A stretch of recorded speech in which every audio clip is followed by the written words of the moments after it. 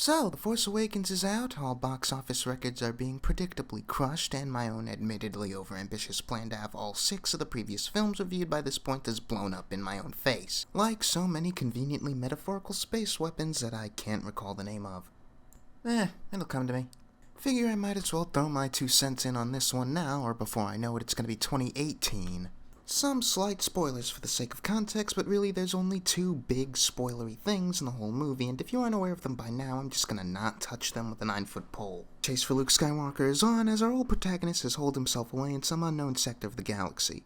A brand new evil regime by the name of the First Order is on the hunt for him, and an effort by Resistance pilot Poe Dameron to beat them to the punch ends up dragging old faces along with new ones into the conflict. Said new faces are namely Oscar Isaac as Poe, John Boyega as Finn, and Daisy Ridley as Rey. From the moment we meet these new characters, I'm enamored with them and their dynamic with each other, along with other main characters Han Solo, Chewbacca, Kylo Ren, and even the droid BB-8. For the most part, how this group of people interacts and bounces off each other is clearly defined, which is especially impressive given how relatively little amount of time they spend with each other before these connections are firmly established. As much as people will tell you that this is Rey's movie, and she's probably the one with the most presence, her, Finn, Han, and Kylo Ren are all 4 characters with roughly equal bearing on the story. That is to say, all 4 of them have clear arcs from beginning to end, and while I'm sure Rey will ultimately be the focus character for the whole trilogy, I feel more right saying that these 4 are collectively the main focus of this particular movie.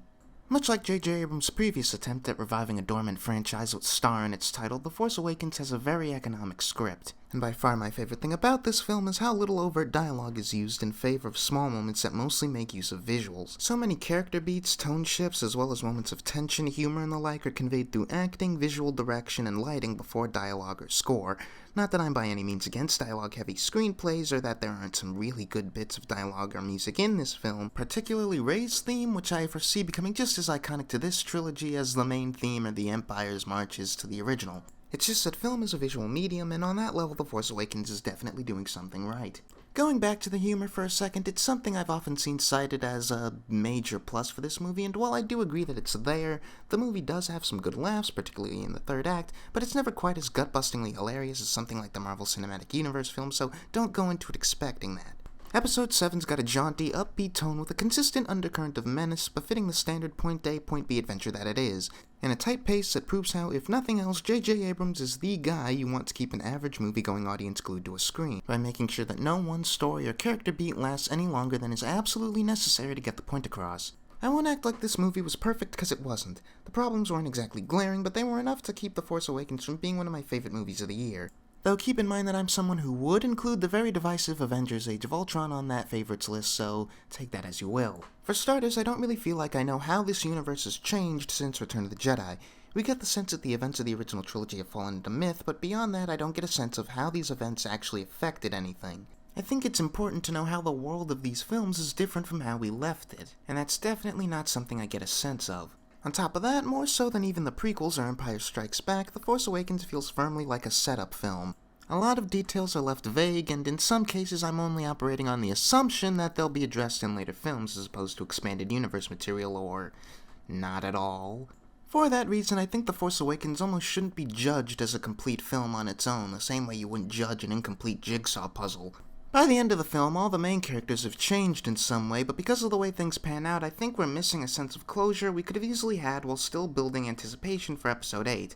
It's for that reason why I can't really complain about how potentially interesting characters like Captain Phasma or General Hux could have had more to do. Finally, JJ's aforementioned patented pacing can occasionally backfire, as has been the case with his previous works for some people. If you're not paying attention and reading into the visual symbolism or the facial expressions and physicality of all the actors as it's presented, you're going to come out of the movie finding it much shallower and simpler and perhaps even dumber than someone who did. I've already seen people have problems with Kylo Ren in particular, seemingly because they don't fully understand what I'm assuming the intent of his character is. All in all, The Force Awakens is a movie that I definitely love aspects of, but only really like the film as a whole. Feel free to perceive the gap between those two things to be however wide you like. I don't hesitate to call it a worthy follow-up to the original trilogy, which was all it ever really needed to be, but for better or worse, I think it's setting itself up to be easily surpassed in quality by Episode 8. Let's hope I'm right and meet back in a year and a half.